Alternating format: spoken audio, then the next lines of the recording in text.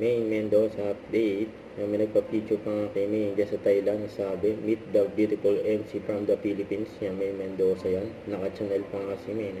Ito sabi nila kay Maine, this time in Thailand, I met a very beautiful Filipino host. We were so surprised to see her on the green carpet of the event. Over 4 million followers is really a big deal. What a honor, Maine Mendoza. Kaya nagulat sila kay Maine. Ito pa yung IG story ni Maine. It's been real and fun. Thank you. And season 3 drops tomorrow. Watch The White Lotus on Signa. Sabi, Julina Marvin come back. Yes. Can't wait to watch this when get back. Ano? Gusto niya panoorin ni Maine. So, ito pa nga nakasabay pa nga ni Maine at Chami. Si Bright. Kaya nasa likod sila Maine sa Chami. Ay kumuhay pa nga si Bright sa mga fans niya dyan. Sa Thailand. Ay sila Maine at Chami.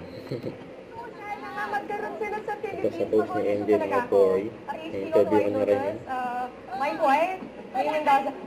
Mag-audition ako. Sana magkaroon sa Philippines. Pero for now, I'm excited for the season 3 in Thailand. Mapasama daw siya sa cast.